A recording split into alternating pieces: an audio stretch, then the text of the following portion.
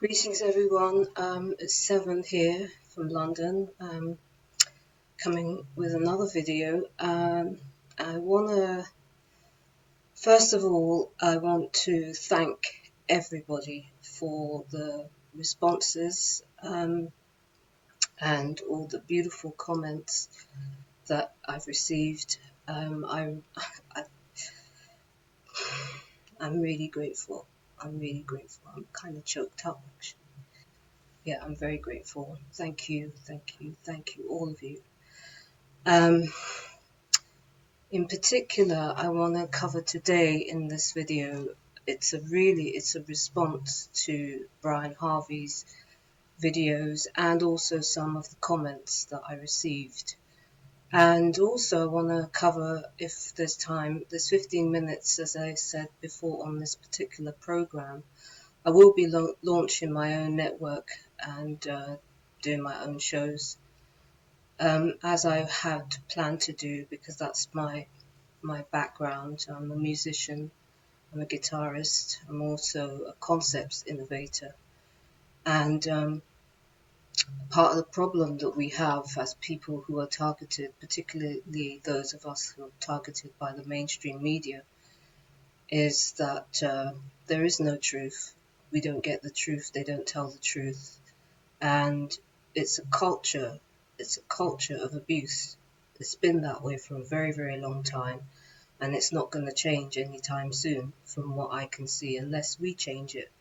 So, as somebody that is, I call myself a solutionary, which is why my network and my channel is called Solutionaries Media Network. There's somebody now pirating that name that has got nothing to do with me at all. Unless you see me in the video with that name, it's nothing to do with me. I just point that out.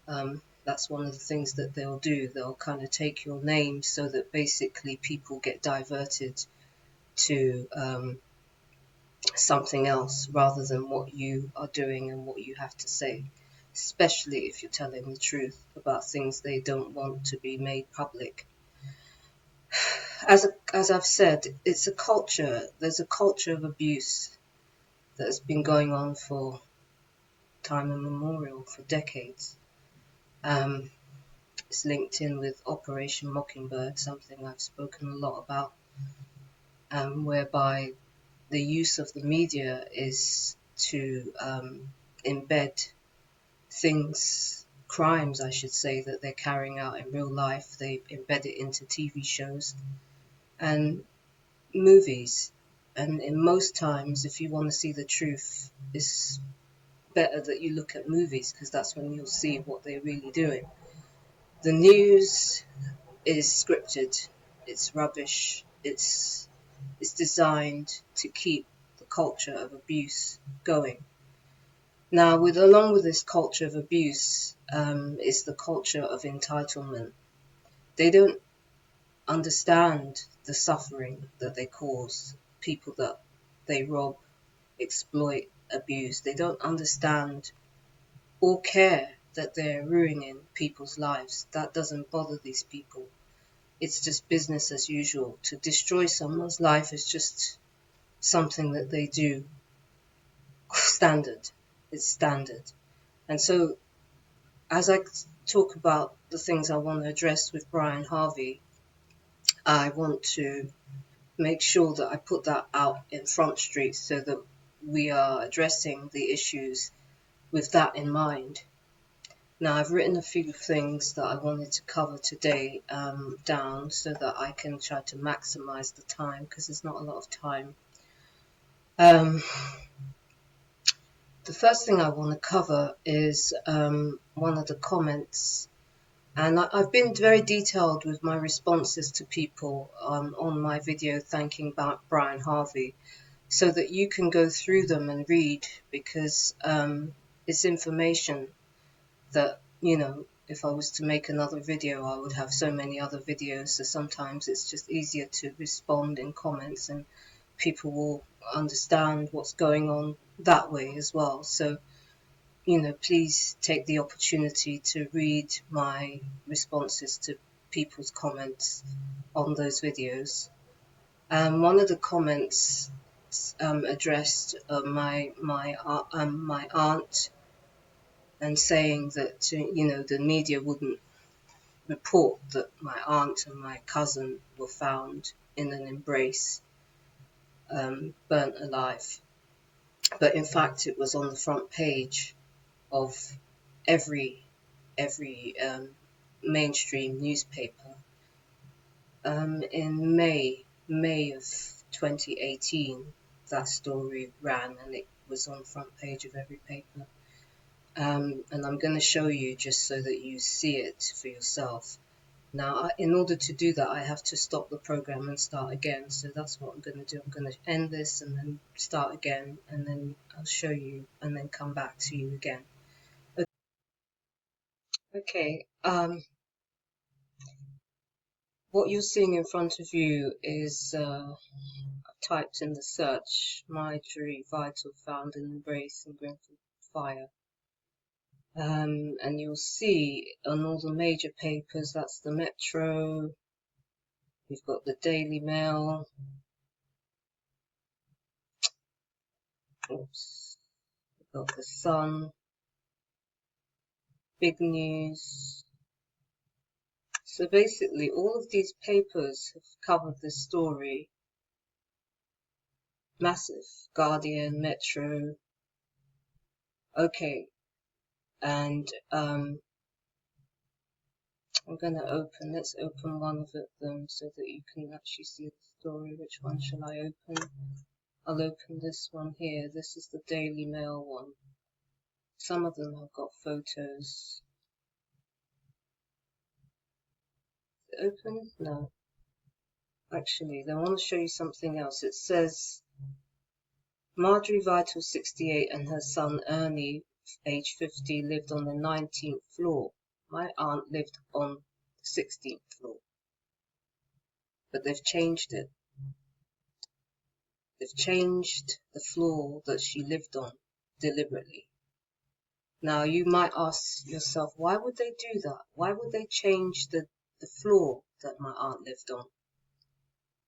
Now, when you understand, I had probably one of the largest ever cases of intellectual property, organized crime, theft against the mainstream industry, the mainstream media, because my work, as I've explained, was in 126 countries, and my work is famous. Although I'm not famous, my work is very famous. That's my aunt there. You probably see the resemblance. That's my aunt when she was younger. That's my cousin Ernie. That's my cousin Ronnie, who was involved in my court case. I don't know what this is here. I'm trying to get rid of this thing here. Okay. Let's get rid of this. How do we get rid of it? It's not going away. It's got this damn thing in the front of it. Anyway, I can't get rid of that. I don't know how to get rid of that. But basically what I'm showing you, there's even a video where they play, where you will see about my aunt and my cousin. I'm not going to play the video because this video is just for the purposes of covering my address to Brian Harvey, but I'm covering something somebody wrote in the comments. They said they didn't understand how I could say that my aunt and my cousin dying in the fire with their bodies fused together. That doesn't ring true. So, and you notice, look, 7 shares. You'll see that the number 7 is flagged up a lot around my case. And that's not a coincidence. That's for a purpose. And in my addressing Brian Harvey, that's some of the things I want to cover in this video. I want to try to do it not as, as succinctly and quickly as possible, because I don't really want to spend a lot of time in the videos. You can watch my detailed interview with Alfred Weber or my other videos about my case, which I'll link in the description box, so that you can take your own time in your own leisure and actually look at my case and the magnitude that it involves, and why they have done some of the evil that they have done to me in order to cover up what is probably one of the most horrific cases in the history of the UK and the entertainment industry. And, you know, it's a horror story, to put it mildly. But anyway, that's what I wanted to address in regards to, I can't remember your name, forgive me, in regards to your comment. But it says, a mother and son who attempted to shelter inside Grenfell Tower flat were found dead in each other's arms, their family said. Marjorie and Ernie tried to escape by climbing to the top floor of the Kensington Tower block, huddled together in a bathroom of an abandoned flat, but died before they could be reached. So basically, that's to answer your question. Yes, it was in the papers that their bodies were fused together in a bathroom. Okay, I discovered this from the papers. All right, because they won't even talk to me. The reason they won't talk to me because of my case, because my case is massive, and they don't want people to link the two things. Because once you start linking things, as Brian Harvey is beginning to realize himself, you start seeing a whole web of filth and corruption that will just make you puke. Okay, so I'm going to go back now. I'm going to stop this process. I'm probably going to stop it and start it again. Alright, so stop. Okay, so I showed you about my aunt and my cousin. They were fused together when they were found dead in a bathroom. So I'm just responding to the comment that somebody asked about that, because they were saying that that sort of thing wouldn't be in the media, but in fact it was. Now the question you have to ask yourself is, they know that that's my aunt. They know that was my aunt and my cousin. And they've changed the number of the floor she lived on from the 16th floor, 1 and 6 is 7. And also, to when you really think about the fact that they know that I have won a massive case against the media exposing corruption, you have to ask yourself, how comes nothing about my case, or there's no mention of me, there's no mention of the case that I won? You have to ask yourself, how comes there's a case that was won by a woman in the UK and it's never been reported on? Not once. All my shows are really famous all over the world. So you have to ask yourself, how comes there's no mention of that case in the mainstream media? There's good reason for that. Because there's something they don't want the people to know. Because as Brian said, you start connecting dots. Now, one of the things that Brian said, and I watched your video, Brian, thank you for referencing me, and yes, we must speak, definitely we must speak. I did have a really lovely conversation with Eddie. Thank you, Eddie. Really nice conversation. I'm looking forward to connecting with you all again. But basically, the important thing that I want to bring to the table, to touch on some of the things that Brian said, is this whole culture of entitlement and abuse. They've been doing it for so long that, you know, to them it's just business as usual. So they will try to make you look like a nutter. They will do things to either push you over the edge. You're right, Brian, that's what they do. They'll do things that are psychopathic. You know, when you look at the things that I'm going to show you today, you'll get an idea of the kind of things that they will do. Because the number one thing that they need is to paint you out as a nutcase in order to discredit us. That's what they do. Because once you're credible, and people start believing you, they got problems, because it means that the truth is going to be known. And that's not what they want. They want people to be able to perceive you as some kind of problem with mental illness in some way or another. And actually, Brian, I think you you're probably not bipolar, or you probably don't have any of those things. If you abuse 24/7 in the way that you've been abused for, what is it, 21 years, any normal compos mentis sound person is going to be affected. If you abuse somebody and do it repeatedly, smear them, lie about them when they know they haven't done anything wrong, of course that person is going to be affected. I would say that you have mediaitis, mediaitis, not bipolar. You are suffering from people that are criminals in the media who have been abusing you for the longest time and getting away with it. And so basically, they have put you in a state of stress. That's trauma. What they're doing to you is a trauma. What they're doing to me is a trauma. But I'm a strong character. I'm a very, very strong character.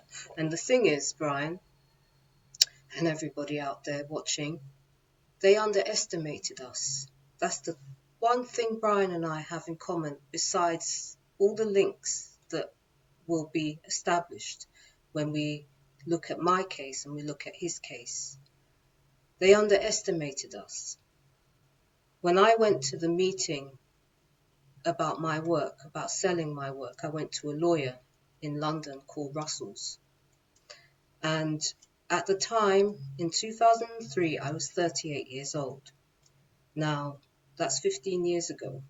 I'm now 52. I'll be 53 at the end of this month. I don't have a problem telling people with my age.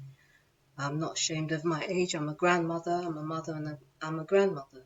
I know that I look young for my age, and that's part of the reason why they underestimated me. They underestimate people, and when they realize these people are intelligent people, they realize they've got a problem on their hands.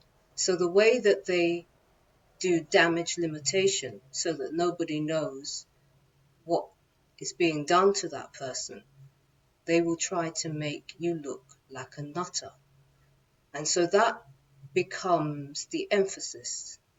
The emphasis becomes, let us do a campaign of evil, wicked things, engineer all kinds of sick, twisted situations to either set you up in one way or another, or do things so that when you relay them to people, they'll think that person has lost it. But when you start dealing with evidence, hard evidence, and that's when you cross the line from being perceived as a nutter to being perceived as, hold on a minute, this person is talking facts. Because you can't argue with facts, and you can't argue with hard evidence. Okay? So this is why now people will respect Brian Harvey, because what you did on Eddie is okay and Phil, Red Pill Phil's channels, is that you put together the evidence in a way that nobody can dispute. The only people that are going to dispute that evidence are on the payroll. Those are the only people that are going to dispute. When you bring up hard evidence, it's a whole new ball game. And I want to touch on a couple of things that you've said, Brian. Before I go into Alfred Weber, beloved Alfred Weber, I am indebted to Alfred Weber because the climate in the UK of trolls is off the charts. The UK employ what is called the 77 Brigade. It was termed by that as that. I've seen it online. You can type that in and see what comes up. But basically, they employ people to do smear campaigns against people and assassinate our characters to make it look like you're a fantasist, you're an agent, they just come up with a whole load of bullshit in order to make people disbelieve what you're saying, because that's all they have. Okay, because the difference between the court of public opinion, because that's what we're dealing with here. We're dealing with the court of public opinion, Brian, when it comes to you bringing out evidence. This is why I stress to anybody who's a victim, and if you read my comments, my number one rule of thumb is evidence is king. Evidence is queen, evidence is king, evidence rules, because you cannot argue with hard evidence. Okay? So, we know that the courts are corrupt, but I had so much evidence. Being a Virgo, I believe in detail. I like detail. I like to be able to back up what I say with facts.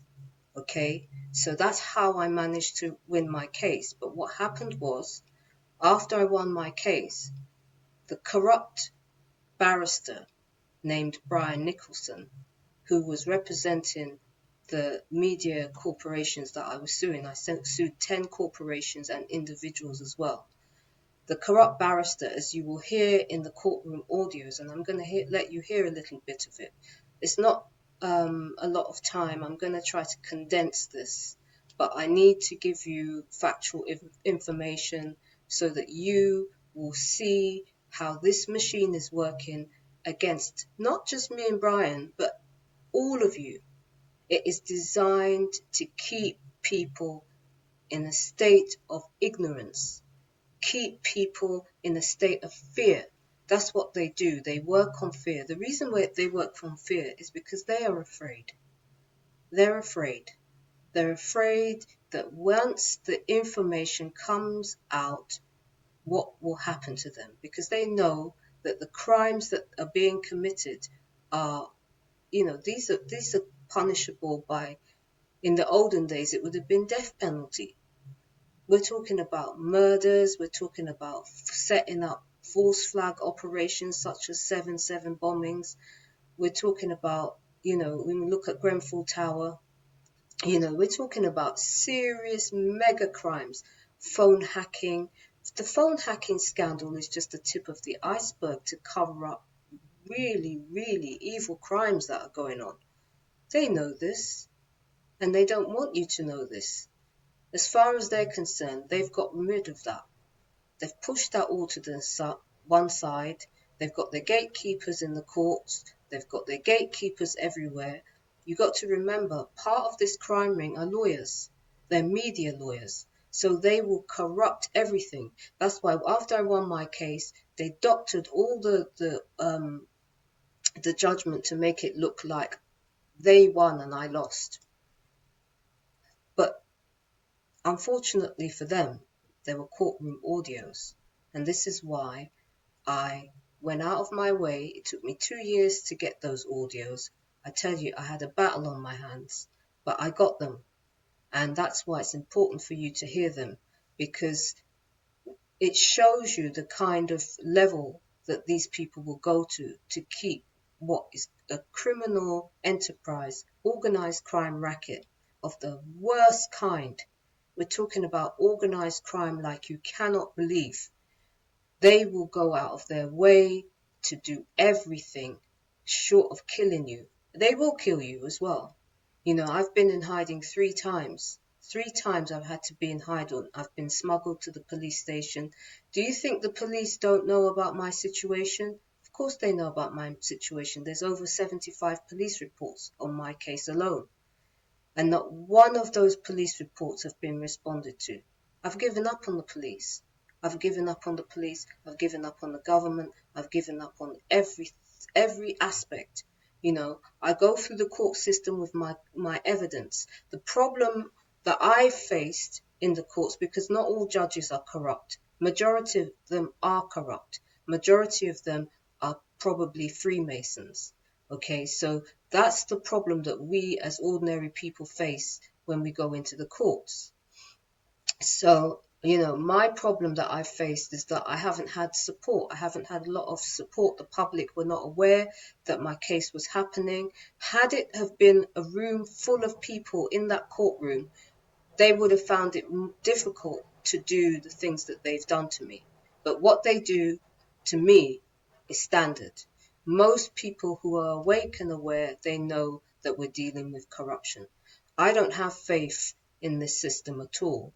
And at the end of this video, I'm going to cover what I think, how I think we can deal with it in regards to solutions, because I'm about solutions. We need to address what's going on, but we also need to look at what we can do about it. And there are things we can do about it when we unite behind the truth, as you have done with Brian Harvey, and many are getting behind me now, and I really love you for that. I'm really grateful for you, all of you. And so I want to touch on that, but this is going to run out. But I want to touch a little bit on the threat that Brian got. Because I received a really nasty comment in relation to Brian on my page before he put out that, that he got a death threat. But my position is that if I see nasty comments, I just delete them. I don't engage. I'm not interested. I'm about peace. I'm about love. I'm about truth. I'm not about entertaining trolls. So I deleted it. But maybe I should have kept the name of the person who sent that, because it might have been useful to you, Brian. But unfortunately, I deleted it. I don't know, who sent it or what it was. But it was definitely before your threat, and it was really nasty. It was a nasty comment. This is going to cut out right now, but I'm going to start it again, and I'm going to show you some more information that you need to see in the next section. So,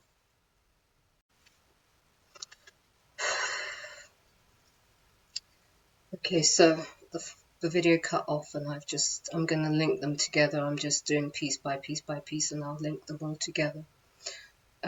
Just to recap on what I was saying about somebody putting a nasty comment. My spirit told me, my heart told me that something nasty was going on.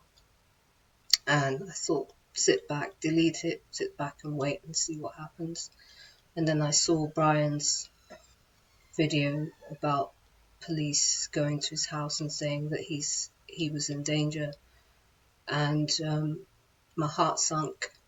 And you'll see in the comments that I kind of made a comment, please pray for Brian and rally around him. Because, in my life, I've had death threats, and I've had to stay in hiding because of the attempt to murder me, to cover up the crimes that were being done to me. And when I watched Brian's video, and particularly after the police left and he was sitting in front of the camera, and you could just see he was perplexed. And I have been in that situation where you're just gobsmacked, you're just shocked, you just can't believe what is happening. And,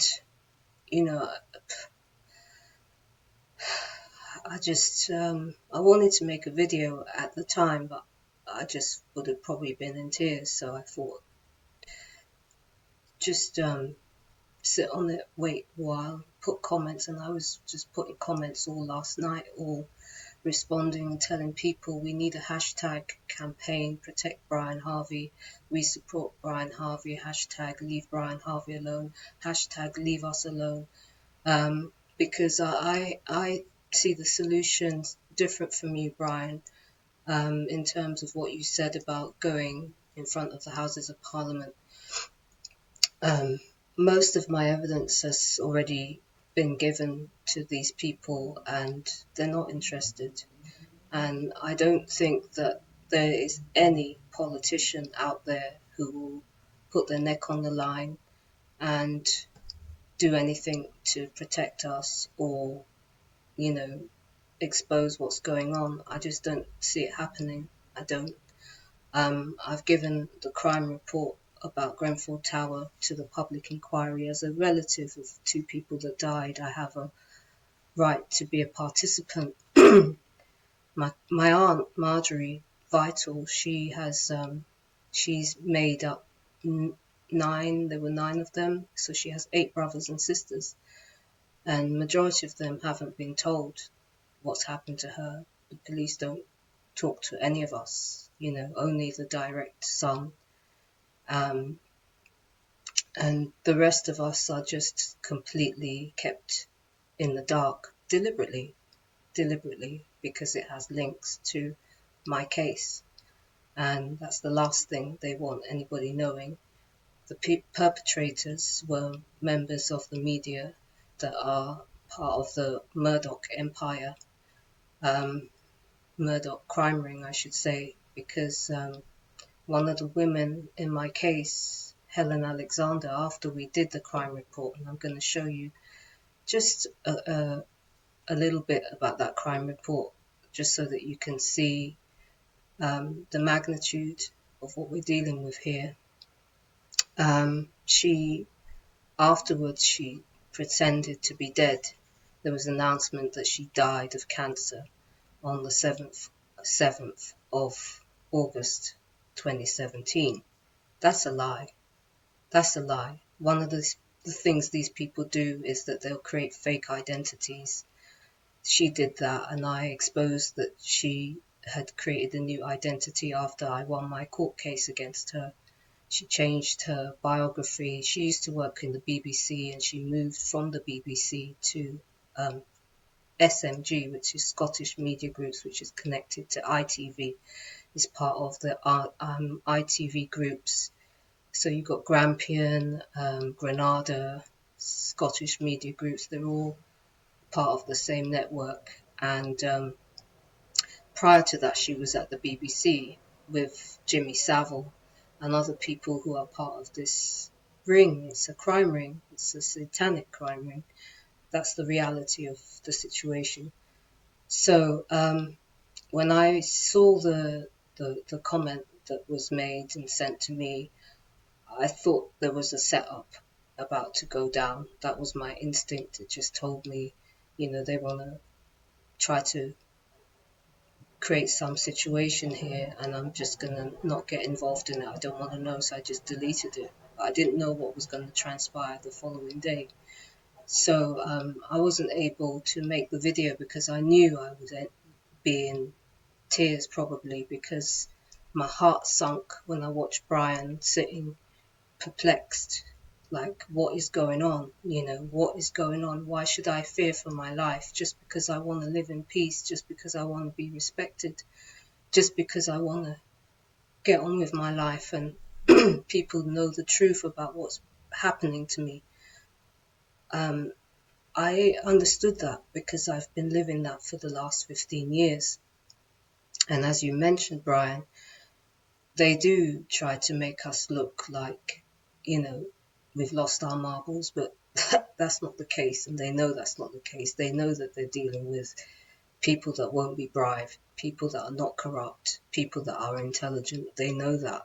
And so that's the only thing they have, is to try to paint us out to be what we're not, in order so that the public is unaware and remains unaware of what's going on. But sadly for them, the truth always comes out in the end. Millions of people know that the media are corrupt. Millions of people know that BBC is not a news network. It's a propaganda machine. It's a machine that they use to discredit people, to cover up crimes, to compromise people.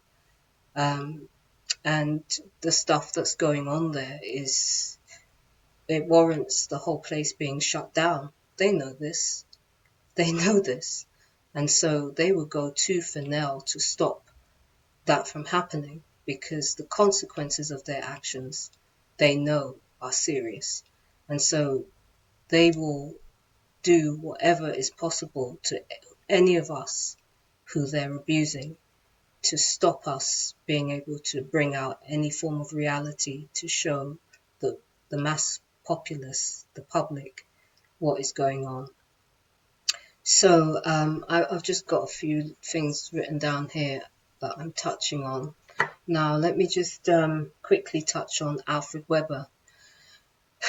Alfred Weber embraced me when the British people didn't.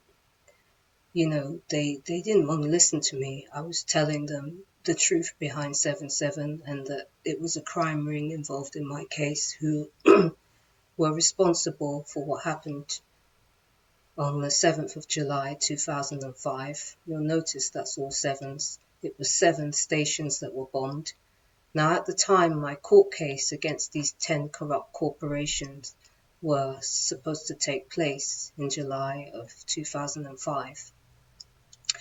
And in order to stop that, they basically created a whole situation to take me out. So I ended up going into hiding, where I stayed for 3 months until my cousin in fact, smuggled me to Notting Hill Gate police station in the middle of the night. And that's how my case resumed. And I won, as most people know, and as you will hear in the courtroom audios.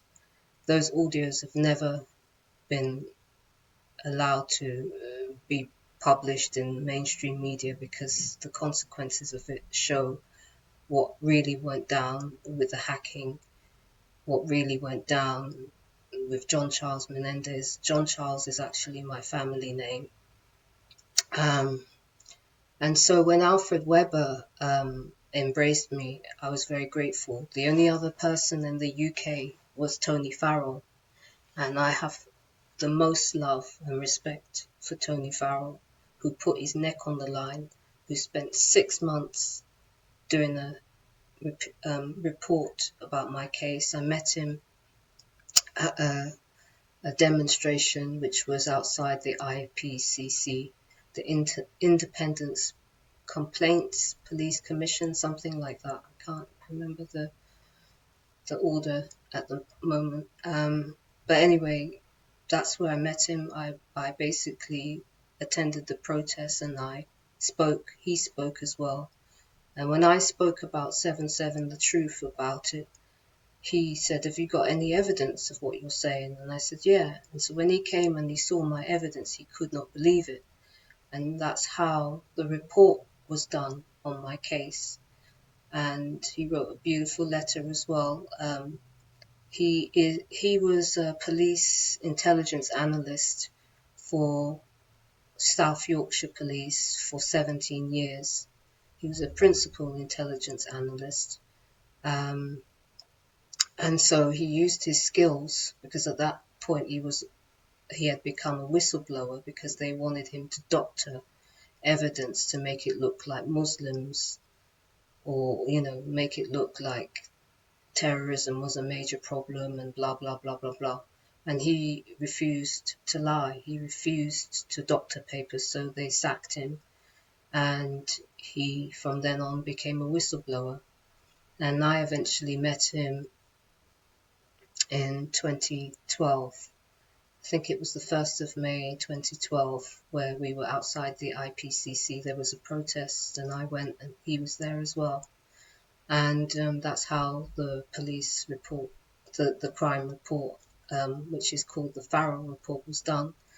That's been given to the police and, nothing's been done. Nobody's cared about it. Nobody will look at it because it exposes the cover-up, and they need the cover-up to be maintained in order to deceive people and keep their crime ring going. It's an organized crime ring. It involves money laundering, racketeering.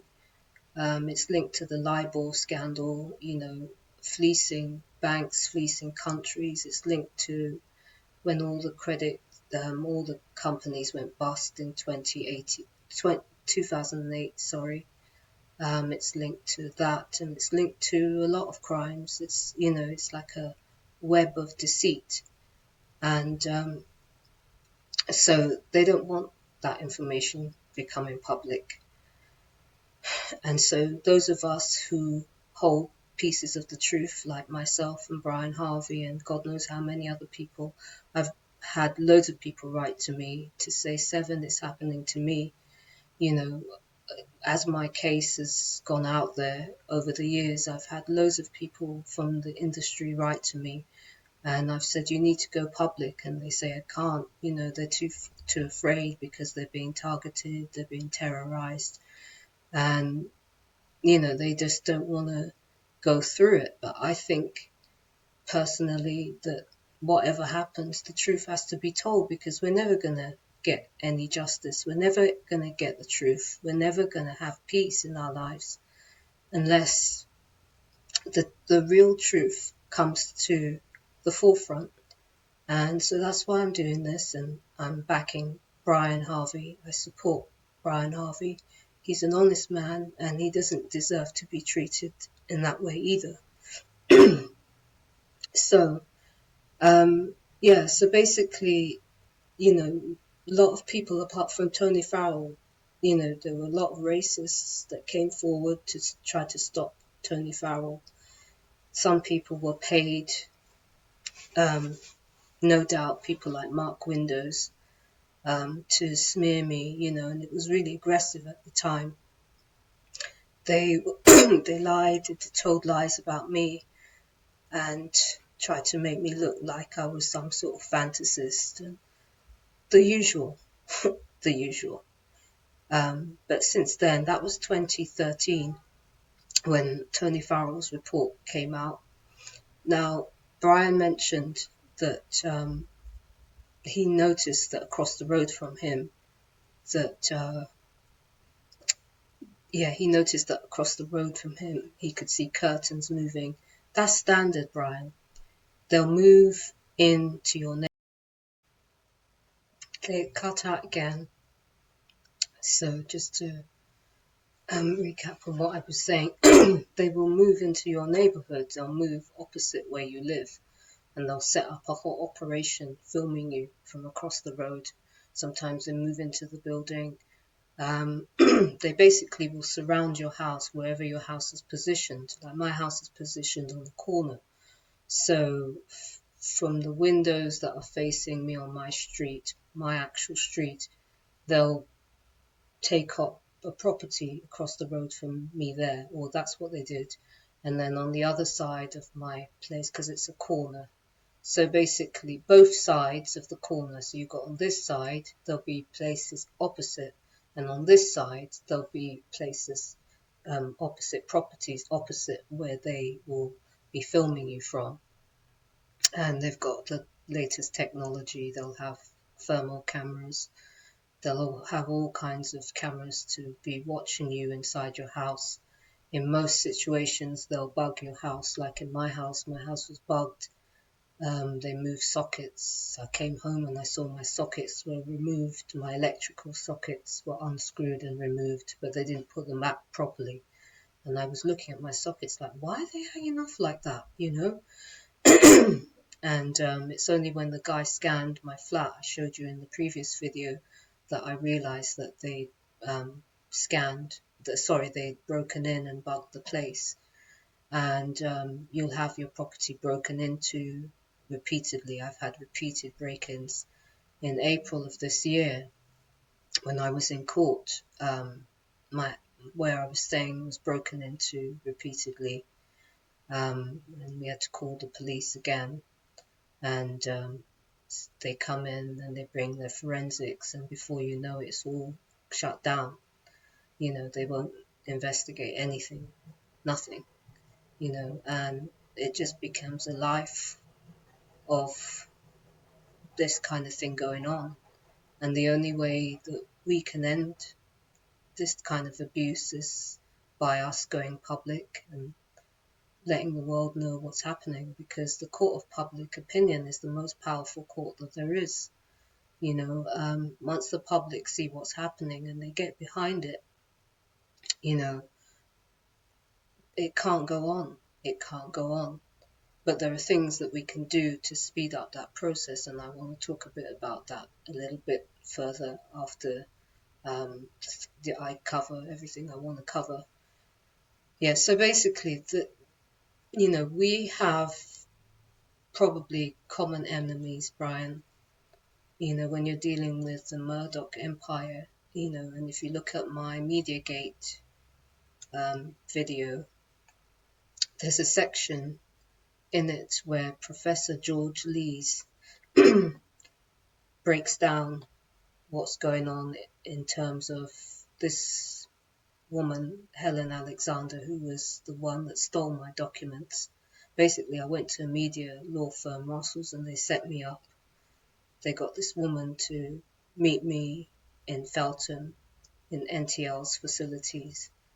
And NTL is now Virgin Media. After I won my case, a lot of these companies changed their names.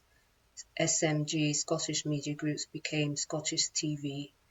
NTL became Virgin Media. Helen Alexander had a whole new profile. They removed that she used to work for BBC. They removed that she was involved in the media, and she went into the intelligence agencies. She was given a dame, and she was inaugurated as a dame, and she took over the Economist Group, and she was running trading bodies for the UK. She was the president, the head person. In other words, she was the head person running the human trafficking operations and slave trading operations in the UK, but internationally. Her companies, her offices were in London, Paris, I think India, America, because we're talking about an international crime ring. It's run primarily from the UK, but it's international. And so, yeah, a lot of that got exposed when we brought out the report for Grenfell Tower. And after that, immediately, not long after that, she was announced dead all of a sudden. People don't just die like that over cancer. You don't, especially if you've got billions and billions of pounds on your disposal, and there's so many remedies to treat cancer. If you understand health and how cancer works, you don't die like that. And also, they boast about faking their own deaths. They boast about it. There was a website on a TV show which basically was about the people in this crime ring called The Hustle. It was released on the BBC. And on the website, everything done to me was written on this website. And one of the things that they mentioned was faking their own death, and targeting people, for short cons and long cons. A short con is where they do a sting on someone. A long con is what they're doing to me, which goes on for years and years, where they just fleece everything. I've had my bank accounts shut down. I've had my life invaded by these people. And my mother and my father died 2014, both under suspicious circumstances. My mother's body was stolen from the mortuary, and there's a lot around that as well, because that's when I realized that a lot of the people are fake, in the truth community in the UK. A lot of them are agents,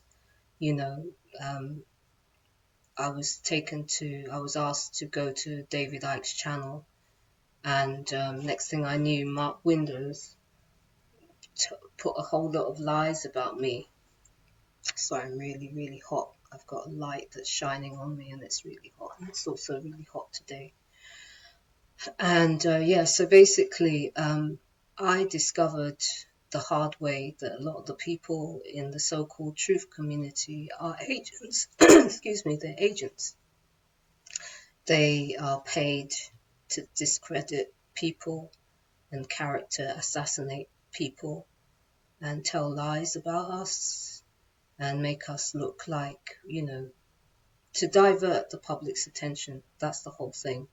Because once they can do that, they can keep their machine of evil going forever and ever, and we're here to actually make sure that it comes to an end. It's time. It's time to shut it down and bring it to an end. It's causing misery, suffering to humanity. It's destroying people's lives. They know that they're doing that, but it's a culture. It's a culture of entitlement, false entitlement, and unjust riches. They're stealing from us, exploiting us, stealing our money, stealing our lives, basically. And they'll keep you in that loop forever until you're dead, and they'll move on to the next victim. And we have to stop it. That's why I applaud the public for getting behind Brian, because it's clear to anybody with an eyes to see this man is telling the truth. He's not a faker. I know fakers when I see them. I don't trust most of the people in the truther community. I don't trust them. They've treated me like dirt. When I've gone to them with real hard evidence, just like Brian has, they don't want to know. They don't want to bring it to the forefront. You think to yourself, well, how is it that you are talking about truth and you want to bring all this truth out, but you don't want any evidence? I couldn't understand it. And that's why I respect Alfred Weber. He gave me the opportunity to show my evidence, just like Eddie's OK and Red Pill Phil has done.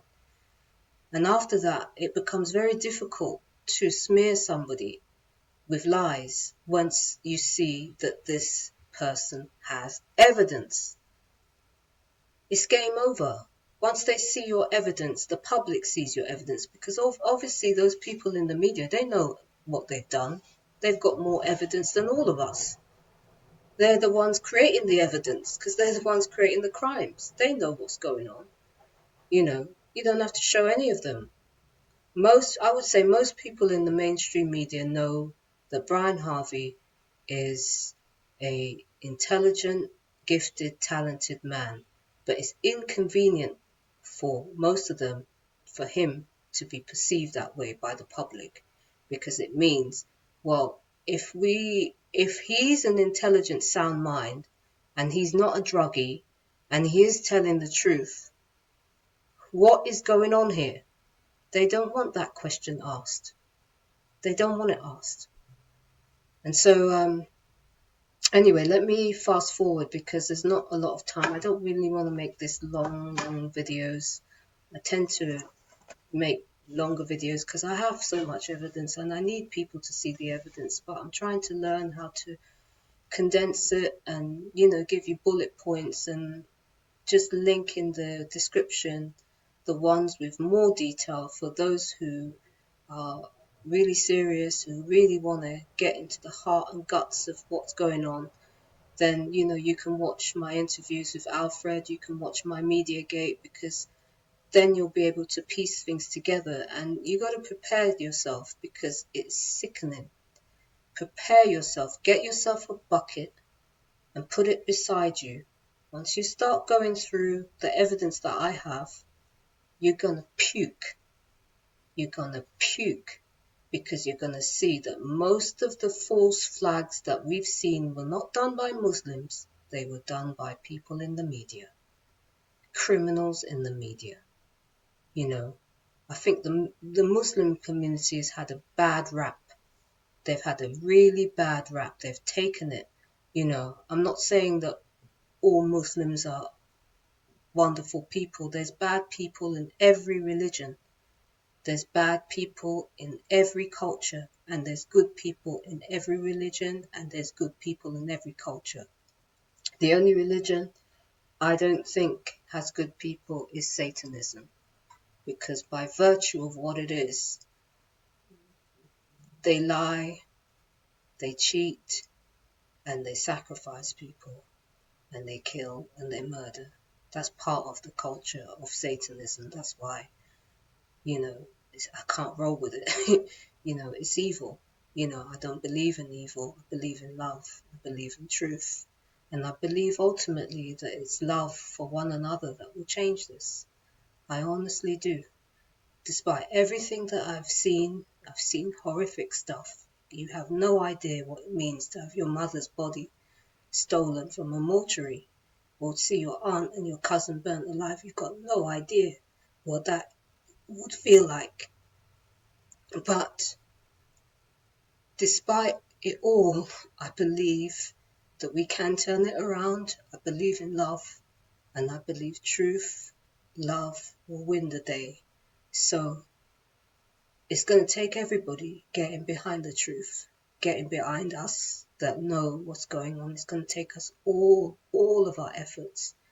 And that's the last thing I'm going to talk about. We need a hashtag campaign.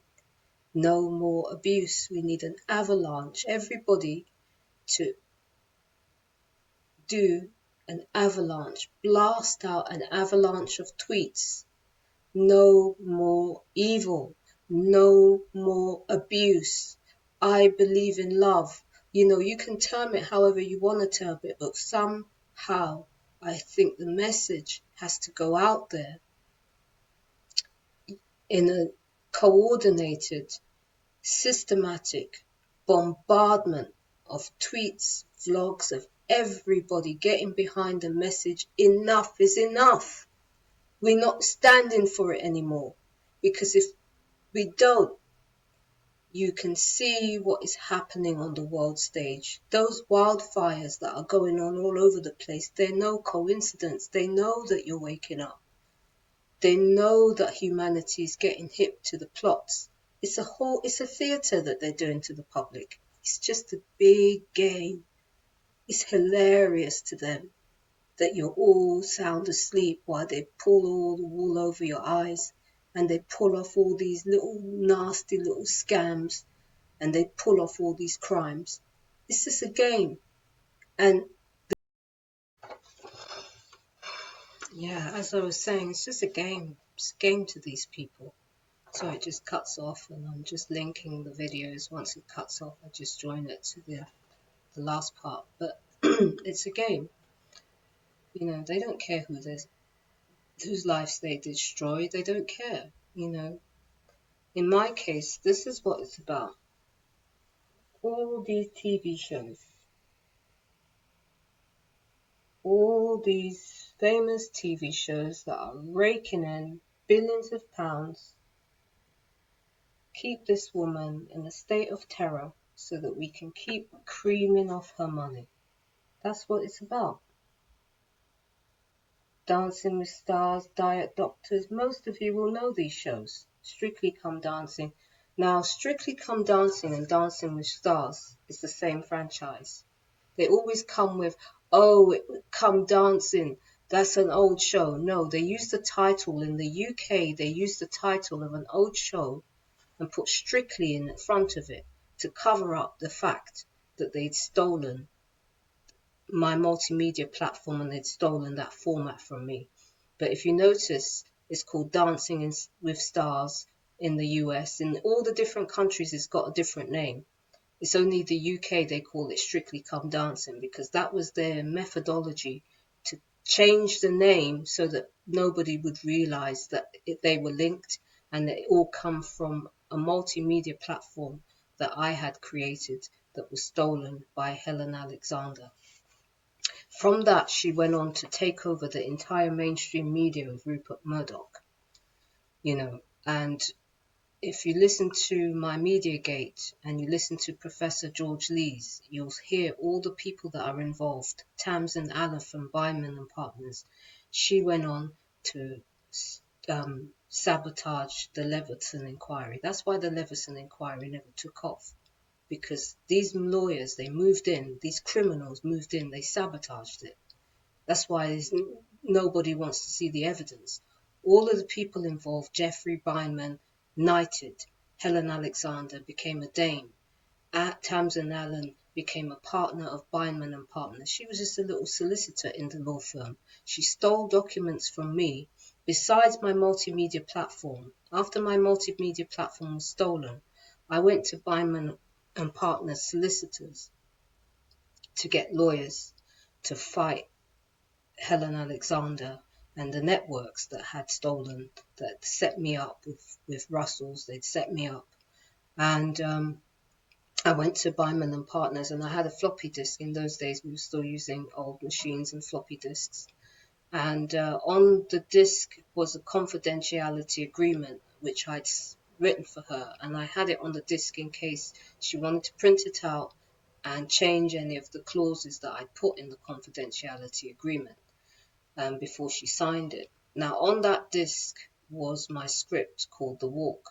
She stole that, and they turned it into a nationwide competition called Finish This, End of Story. They got all these famous authors to finish the other half of my script because they only had so much of my script at the time.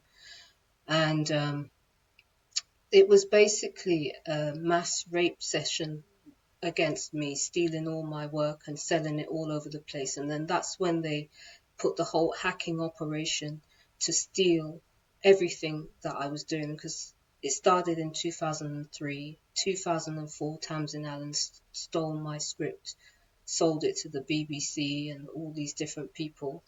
And from then on, they put a whole operation around me to steal everything that I do. And it's gone on for 15 years. Non-stop. And so that's why I live with break-ins every day, domestic terror, all kinds of abuse. Like I said, friends of mine have died. Two of my friends, Malcolm Moore and Howard Etchells, they both died on the same day in 2012. They didn't know each other. But two of my friends died suspiciously on the same day. Malcolm died on the bus. When you start to dig into my story, you'll just vomit. You'll vomit. It's that putrid, and that's why they don't want anybody knowing. And they keep up the terror so that I will be terrorized to exhaustion, to such an extent that they think I'll be too afraid to ever say anything. That it becomes so big that it's completely disbelievable. But that's not the case, because evidence doesn't lie, and I don't do fear. I fear no one. I fear no one. And my family and all my friends and all the people who've died in the bombings and the Grenfell Tower and all these other crimes, they give me strength and empowerment to forge forward and see that justice is done. But it's not going to happen unless the public gets behind it. It's not going to happen unless you, the people, start making some serious noise. This is why I really think that giving evidence to the government in a big mass protest won't come to anything, Brian, because they already know. Do you think they don't know? Of course they know. These people drink together, wine and dine together. Of course they know. They know who you are. They know who I am. They know who all the victims are. They've got us all mapped out. There's nothing that you can give them that they don't already have. That's what you have to realize. This is not a situation where they're oblivious and the government don't know. Of course they know. Every single department has a gatekeeper that will shut the truth down. Any of us that go to the department, whether we go to the police, wherever we go, I have over 75 police reports. In March of 2017, last year, just before Grenfell Tower, because Grenfell Tower was in June, they tried to burn the building down that I'm living in. And I'm going to show you what they've done.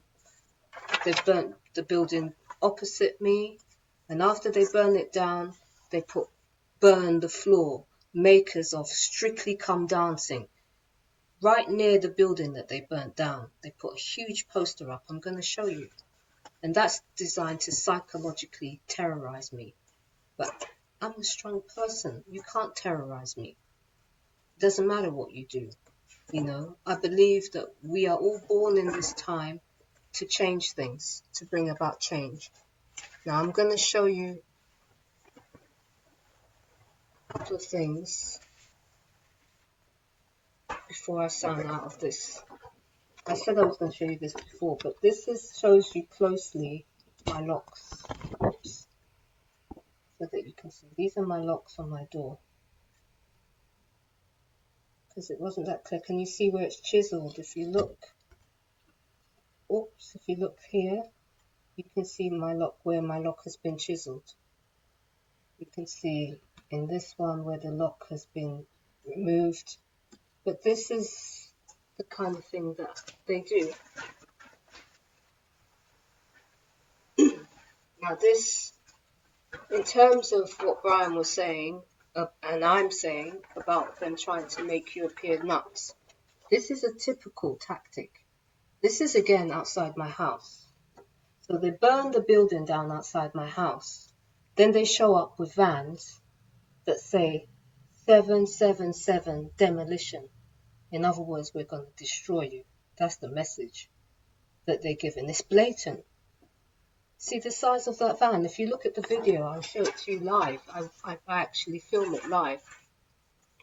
After they did that, they put this on my door. 777. They put this device turned up on my door, and it basically is to hold keys so that it can give access to anybody, criminals, to come into my building whenever they feel like.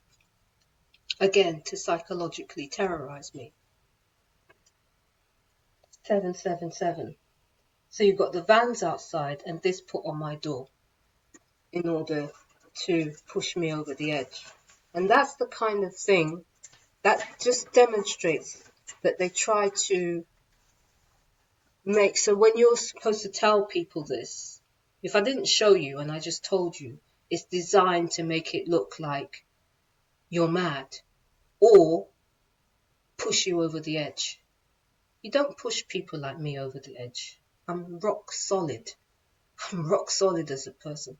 Never had any mental problems, never will. They even stole my medical records. That's how far they go. They even stole my medical records in order to look to see if I had any mental issues or create something and embed it into my medical files. But they couldn't find anything because there's nothing at all wrong with me. They're what's wrong with me. Their evil is what's wrong with me. And it's what's wrong with you. Because it doesn't just affect me, it affects you. Because these people want to continue what they're doing and they want to do it forever. It's a culture of entitlement. But the entitlement that we're talking about is the entitlement to do evil whenever they feel like it, to whoever they feel like, with impunity. That's what the entitlement is about. So let me show you some other exhibits before I sign out. Okay, so this is the last bit. I'm just going to show you some stuff that to emphasize in the whole point of what they do, you know, the whole crazy, evil, crooked stuff that they do to try to make the victim or the targeted person look like a nutter. But what happens with people like me is that I just gather the evidence because it's undeniable. There's no way my name is Seven and then I'm going to have vans outside my house with massive seven, all 3 sevens all outside it, and something put on my door with 777 on it as well. And that's also linked into the 7/7 bombings because it's like, oh, we did the 7 bombings, ha ha ha, nobody's gonna know, ha ha ha, we can play you, ha ha ha. That's their mindset. You're talking about people that have lost the plot. People that have lost the plot. Who does that? I mean, who's got time for that shit? Who does stuff like that? You've got to be gone in your brain to do stuff like that. Nothing wrong with me, love. If you sit in an office all day and plot to do the things you do, you need mental health treatment. You need a padded cell. That's what you need. People like that, that's what they need. But instead, they'll try to smear people and make people look like a mad person.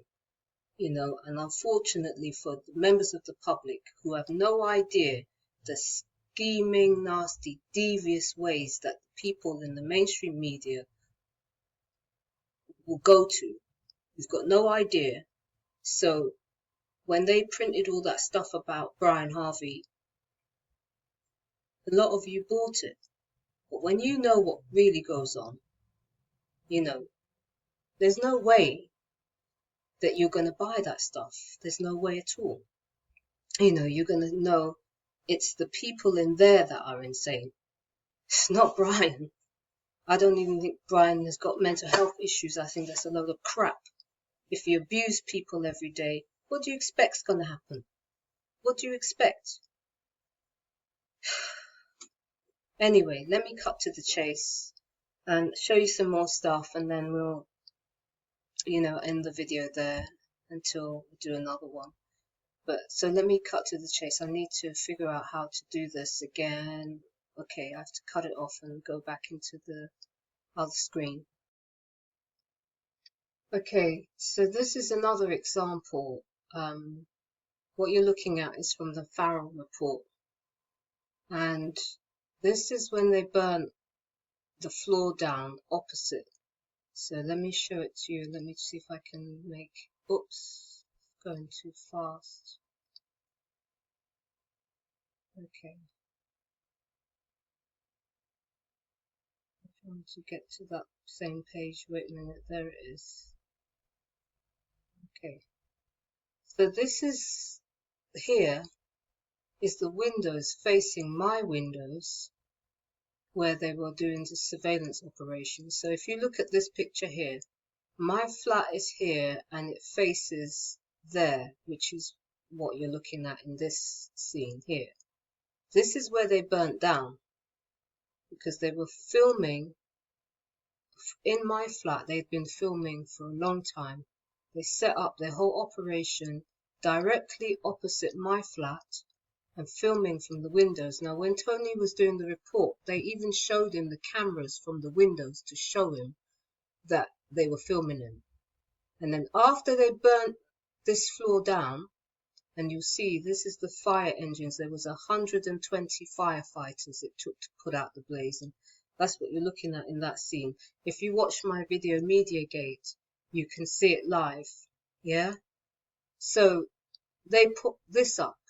So they burned the floor down, and then they strictly cut from TV Strictly Come Dancing, which is my stolen show. Burn the floor. So there you have a floor which they've burnt down, and to mock, which is what Operation Mockingbird is all about, they put up this. This is the psycho bullshit that they do routine. This is what they're doing inside media networks. Don't get it twisted. We're dealing with some sick, wicked, evil people. Now, this is 2013. When Tony Farrell was doing the report, this was their response to, because he was going to expose in his report that there was a surveillance operation taking place opposite my building. They burnt it down. Obviously, they didn't want to bring out the cameras and everything that's in there, so they obviously burnt it down to burn all the evidence because they didn't know what would happen once Tony's report went out. But obviously, they shut that down as well. Now, this is Tony's report here, the Farrell report, and this is me. If you watch this video, it's a very short video. I think it's about 7 minutes long, but I quickly break down who I am and what my case is all about. Now, when you want to see the report, because there's a main report and there's a rebuttal. The reason there's a rebuttal is because of the fact that all these trolls came out of the woodwork, which were hired by the Murdoch empire, which Tamsin Allen and Helen Alexander, because they control the media. They are at the very top of the whole pyramid. These are the people that actually control the mainstream media behind Murdoch. Okay, you lot know about Murdoch, but you don't know about the people that are behind it. Those are the ones who are involved in all the criminality that you're seeing taking place. Okay, now the main report, when you click on this one, it will take you to a final report which basically breaks down my case. It will show you what was behind 7/7. My friends that died are in it. This is 2013 and my parents died 2014, so that's not going to be in there. Obviously Grenfell Tower was 2017, so that's not going to be in there. But I'll take you to some other report about Grenfell Tower in a minute. But this rebuttal is because of all the smears that came out to try to shut down this report and make it look like I was a liar. Now, when you click on there, you'll hear my audio tapes. Now, after I won the case, these criminals were supposed to go to prison. They were supposed to be because there was a civil trial and there was supposed to be a criminal trial. But instead, the next thing we heard that Judge Pumphrey, who ruled in my favor, was dead. So when you click on this bit, you can hear my courtroom audios. Okay, so you click that and you'll get the main report. And if you want to see about Mark Windows, the truth about that devious demon, he's an agent. He's an agent for the criminals that are operating in mainstream media. What they've done is that they've put all these people and made them look like truthers to infiltrate the public, because they want the people to latch onto these people, so it will lead you to a dead end. That's why they need Brian Harvey to look like a nutter, because he's the truth. Once you start latching onto Brian Harvey and pushing what he's doing, it will lead you somewhere, because he's not having it. He's not having the bullshit. Okay? Once you follow what I'm doing, and the worst thing they want is me and Brian Harvey to link. That's their nightmare, because you're gonna be able to put a lot of stuff together. So as you can see, it says a campaign of domestic terror of truly staggering proportions has been exposed. This is a stark example of corruption racketeering within the entertainment and media industry, extended into circles within the judiciary, police, and parliament. That's the level that we're talking about here. There's no way that you give these people this evidence. It's online, they can get it themselves.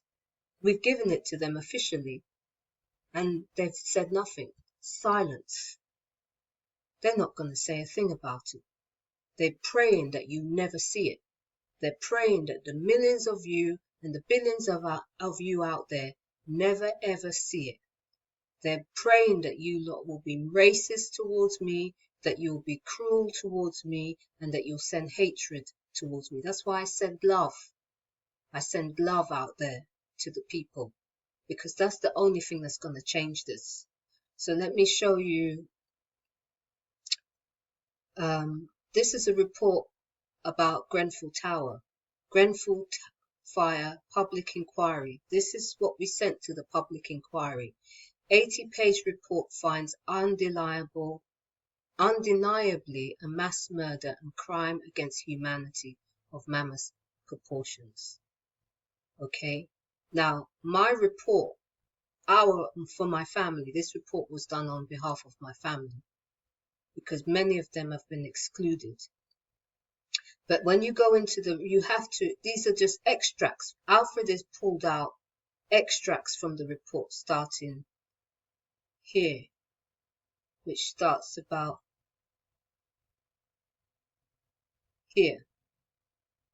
80-page crime report and proposed terms of reference for the Grenfell Tower public inquiry has found that what took place on the night of the 13th into the early hours of 14th of June 2017 at Grenfell Tower was undeniably a mass murder and crime against humanity of mammoth proportions. This was the most wicked, brutal, vicious, cowardly act of evil and domestic terrorism ever committed in the United Kingdom. That is fact. So basically, he's pulled out some extracts, but what I recommend is that you see the full report. So when you click here, when you click, you can read the extracts, because the beginning is commentary which Alfred done here. That's done by Alfred, but the report itself starts with extracts here. And it says excerpts from 80-page reports. Everything written in there is fact. Make sure you have a bucket, because you're going to puke your guts out. It's that disturbing. Now,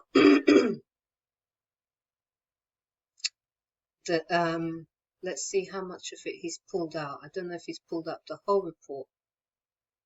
Yeah, so you can, at the bottom here, you can see download full report. So you click there and then you can download the full report in your own time. But I'm going to actually break down the report and show you some evidence that you need to see. Everybody needs to see. It affects everybody because it could have been you. Okay? So the last thing I'm going to show you is I'm going to play. These are some of my courtroom audios of the case I won so that you can hear. Hopefully it will play. The summary of Miss Seven's case is that her treaty has been sold to Endemol, Channel 4, BBC, ITV, NTL, Virgin, Celador, and lots of other companies. The programmes which are said to be infringements of copyright or be based upon the confidential material contained in Miss Seven's treaty are at least the games, Strictly Come Dancing, Strictly Dance Fever, Dancing on Ice, You Are What You Eat, 10 Years Younger, Fit Farm, Fit Street, Britain on the Move, Fat Nation, Fat Chances, Make Me Beautiful, The War, In Her Shoes, Diet Doctors, and Cosmetic Surgery Live.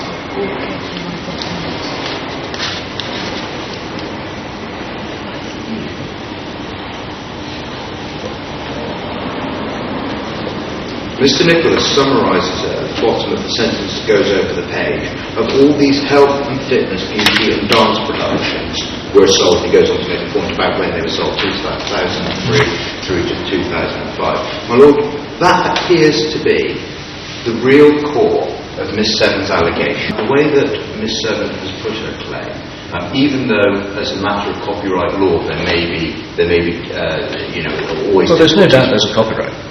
There is simply no doubt that there is a copyright. Each of the documents produced by Miss Seven is entitled to copyright. I don't disagree with that. And the only question, so far as were it a copyright case primarily, the question would be one of infringement. But it's better for the purposes both of confidence and of contract to look at it as a matter of use rather than one of reproduction. That's the real difference.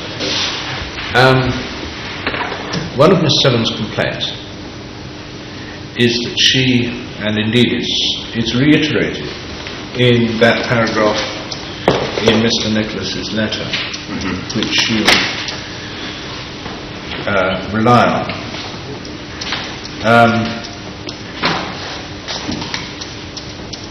They treated Charlie like a golden goose, then came back to steal more material to sell. While this madness was going on, they sold her name to create a pop band to publicly rub her face in it.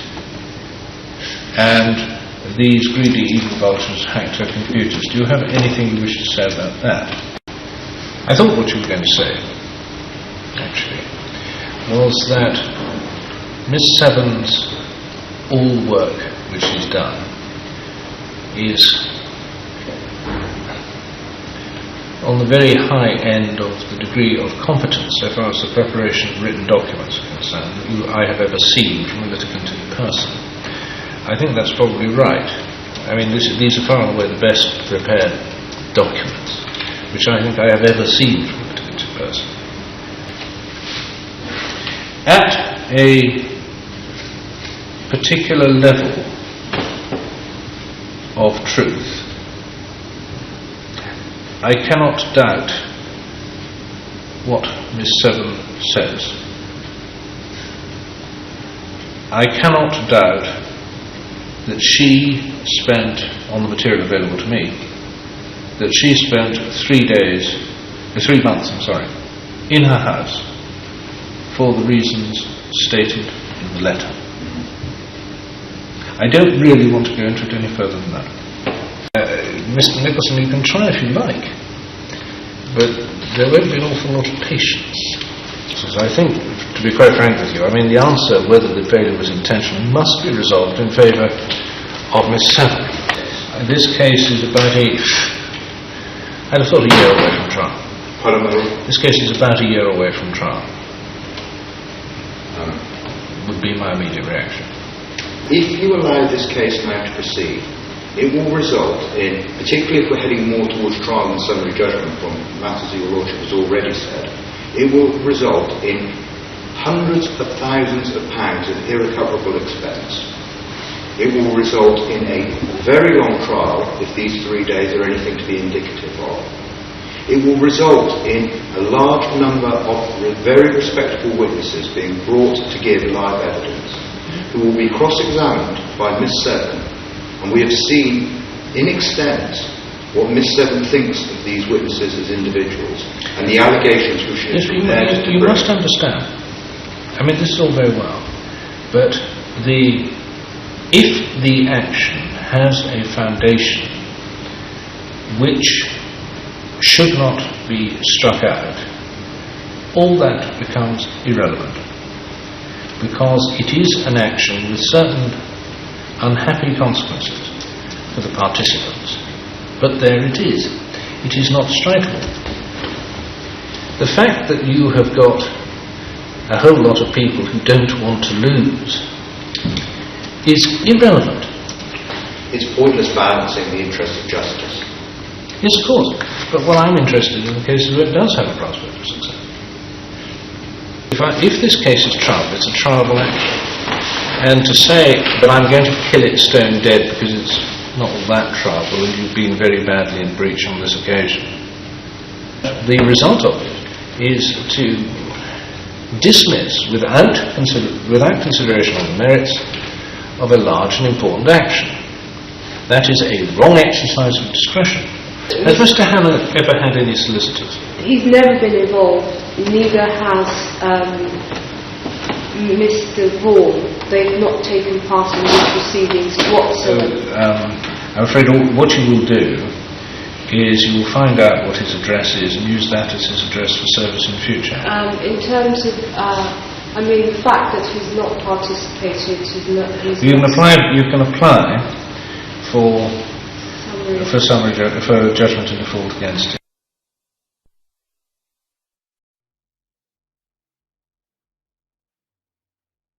Here, but I just want to show you, and look at the vans that are there doing the work. It says 777 demolition. How funny. Classic. Have a look at that. And this is where the false flag took place. There was a surveillance operation for the last 10 years, filming inside my property. My windows face here, up here, on this side, and if we swing across the road you will see this is where the false flag was. It's all scaffolding up. At the time my flat had the scaffolding on, now the scaffolding is on this building.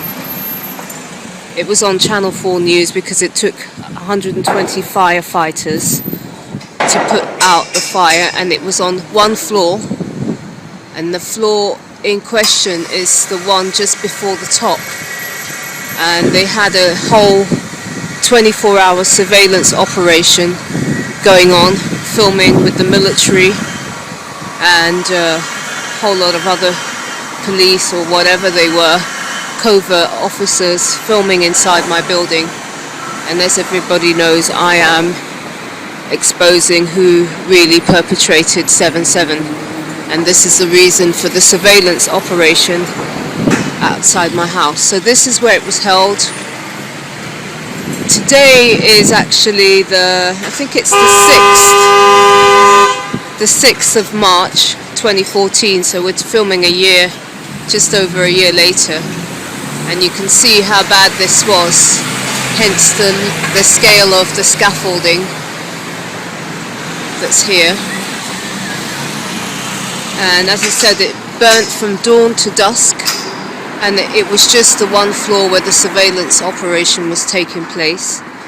And 125 fighters were in the heart of central London, just near Hyde Park, Lancaster Gate, and this whole area was shut off. It was so big that they actually had it on Channel 4 News, so if you Google that, you'll see that. But the question to ask is, why would they have a surveillance operation opposite my flat, where my windows, if I cross over the road here and I give you the view from the other side of the street so that you can see my windows, because there's an agent called Mark Windows who's been trying to say that I didn't live anywhere near it. So I just want to show you the view from across the street. This is inside, this is the front door, and this was a fully operative hotel, supposedly, where they held this surveillance operation. We swing across the road, you'll see my windows, which is just up here. So these are my windows up here, facing the building, and it's the floor that directly faces my windows. As you will see in the Farrell report, Tony Farrell was being filmed while he was writing the report. That's where they were surveillancing through, and they used to make the cameras visible. So I'm just showing you, and then this is how close it is. So my windows are just here, and my entrance to my front door, I'm going to take you to it right now. We're across the street. There's a guy outside here. This is my front door, so that's how close it is. Okay.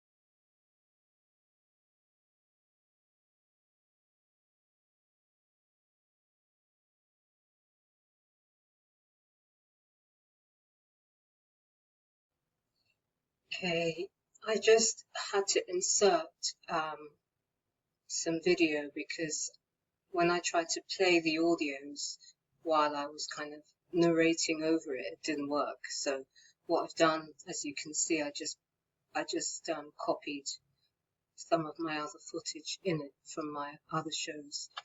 Excuse me. So that will give you an idea of the magnitude of what we're talking about. Now, just to kind of cap off and finish off,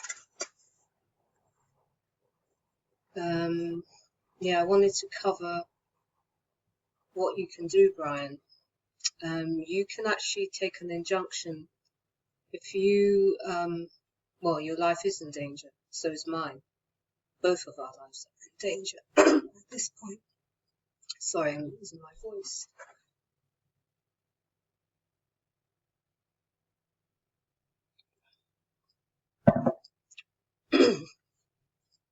Yeah, both of our lives are in danger at this point, and that's why I'm in court. But what you can do an affidavit and an injunction. Basically, all you need to do for an injunction is do an affidavit, and which will be sworn in the courts. You just need a Bible or whatever, and then you make an appointment to go and swear your affidavit, and then you issue an injunction and you bring your evidence. Obviously, everybody's seen your evidence. It would be good to get the statement that the police officers read out to you. You should really have got a copy of that. They wanted you to sign something, but you should actually got a copy yourself so that you have the record of what they've got. But yeah, that's what you can do. That's one of the things you can do. And also you can obviously take proceedings just like I have. I've done it on my own. Quite a few of us, we do our own cases. It's not difficult, you know, you're an intelligent man. And you've got a massive audience.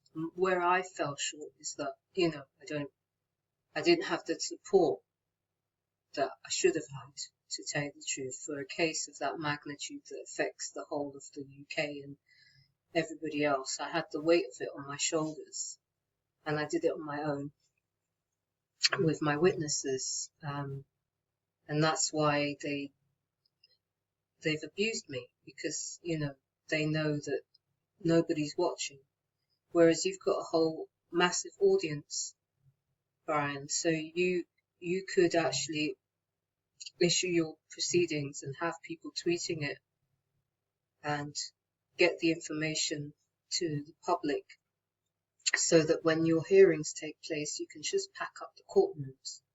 You know, sadly, I didn't get that. You know, maybe eventually that will happen. And if anybody wants to support my case, please do, you know, and we need to, these are important cases. They affect everybody. You know, they affect the whole of the UK public because the crimes associated with it affect the UK public. All of you. You know, a lot of the Muslim problem is engineered. You know, a lot of people are up in arms about this, you know, Muslims in this country, but you've got to understand that's being engineered. It's not Muslims really behind it, it's Satanists. And they're engineering a situation to make it look like it's a group of people. But the puppet master, you got to believe, they're in the mainstream media. You know, they're criminals in my case, and probably in Brian's cases. You know, all these things. It's a huge beast. It's an octopus with tentacles. You know, in all different areas. That's why when you start connecting your dots, you start realizing that's associated with that, and that person's connected to that person, and that person's connected to that person, and you just find a web of treachery and deceit. You know. So that's, you know, those are the things that you can do, Brian. You can take proceedings yourself. It's not difficult. You've got all your evidence. You just put it in chronological order. You do your witness, you do your claim, then you do a particulars of claim. So you particularize all the things that you're suing for. obviously you put the parties that you want to sue on there, their names on there, and then basically you have your evidence, which becomes your exhibits. So it's not difficult to do. If you can't find a lawyer, maybe it's because you're meant to do it yourself. And, you know, we have the court of public opinion, the public, you know, everybody out there, you've got to get behind this, because that's the only way any of us are going to get peace and see any form of justice for any of this madness. And the last thing I want to touch on before it cuts off again is what we can do, the solution. Now, as I said earlier, I don't think, you know, I don't have any faith in the UK politicians. I don't. They've let us down so badly. So the idea of going to Parliament and everybody, although it's wonderful, the reality is most of these people have already got your evidence. They've got more evidence than you have. That's the reality of it. So you and the whole millions of people gathering to Parliament to give your evidence doesn't change a thing. You know, I mean, these people are being protected at the highest levels. So, you know, I thought about this. It's been a nightmare for me, you know, and so I want to see solutions. I want this to be over. I want this madness to just be resolved so we can all get on with our lives. I can pick up my guitar, play music, and do what I love to do. You know, I'm a creative individual. You know, I don't want to be dealing with this. You know, I've had to do law for necessity, for survival. You know, I've had no choice. But that's not what I want to do with my life. You know, there's greater things to do. And, you know, I've been forced into a situation. If I didn't do law, I would have been, you know, they would have killed me and got away with it. And nobody would have been none the wiser that it was because they wanted to steal from me. So, anyway, solution. What I think, and I've written it all over my comments. If you have a look at the comments of my last video thanking Brian, it's a thank you to Brian Harvey for exposing the evils in mainstream media, I think it says. Anyway, what I think we need, and I've thought about this long and hard, I've been through every angle. What can we do? What can we do? I've done crime reports. You know, I've had Tony Farrell help me do a crime report, you know, of the kindness of his heart, and I thank him so much for doing that. But it's got us nowhere. It's been to court, I'm in court again, it's got us nowhere. Grenfell Tower, they've got a crime report, it's got us nowhere. So what I think is that we need a mass uprising in terms of social media. We have Twitter, we have the ability to make videos like this, and we need to do a hashtag campaign. Hashtag no more abuse. Hashtag no more evil. Hashtag shut down crimes of mainstream media. Hashtag back off monsters. Hashtag I believe in love. Hashtag leave Brian Harvey alone. Hashtag leave us all alone. Hashtag we had enough. You know, and if we had everybody tweeting just an avalanche and making memes with telling, you know, with the evidence, false flag, and just bombard like an avalanche of tweets going out there, coming from every direction, all over the world, people getting behind it, and everybody making these tweets, like they did with Release the Memo in the US, because of the surveillance scandal in the US and what's going on with Donald Trump and all that stuff. They had a hashtag campaign, Release the Memo, and it went viral. You know, everybody just kept bamming, Release the Memo, releasing it, was putting out memes, you know, everybody. It just was an avalanche. And I think we need to do this about this situation. You know, no more abuse, no more hacking, no more illegal surveillance, hashtag.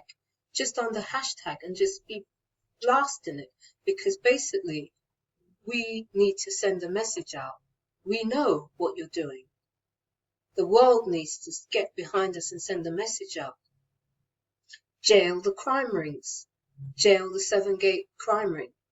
Jail the criminals who are hacking. I don't know. There's so many possibilities as far as hashtags are concerned. And there's 7 billion of us. If they have their way, they won't be. Because there are cities that are gone that were there last week. They've all been burnt down. They're being burnt with fires because they know that people are waking up. And so they're creating all these false flag fires in Greece, in California. It's been all over the place. And they're doing it because they know that humanity is waking up. And so we don't have no choice, really. We need to send the message out that we've had enough. We're not doing this anymore. We can't go to politicians. If we put our trust in people that have betrayed us over and over and over again, we'll be here forever, or probably more to the case we won't be, because if they have their way, they'll wipe all of us out. That's the agenda. They have actually got lists and polls where they show the forecast in, 5 years' time, that there's like only a few million people. They've actually got these lists out there. I've seen them. Part of Agenda 21, they're reducing the population by burning people out of their houses. They actually don't care. They're poisoning us. They're doing all kinds of criminality. How can we possibly go to these same people who are engineering all of this, like we don't know that they're doing it, and expect them to bring themselves to justice? What are the chances that those people who are complicit in covering it up are going to want this to be in the courts justly? They're not going to want it. The UK public is the one that has the power in this situation. And that's why I think the answer is a mass bombardment of Twitters, vlogs, telling it like it is, saying we've had enough. That's the only option we have. So, that's what I think. I'm going to make some more videos eventually. I will be in touch with Brian and Eddie, hopefully. And in the meantime, peace out, everybody. Much love to everyone. Once again, thank you so much for being lovely people, being kind, listening to us, giving us a fair hearing, and seeing that we don't lie. Truth is the truth. And, we want to clear it up for everybody. It's not just for us. This affects every single family in the UK. It affects everybody all around the world. It's not just in the UK.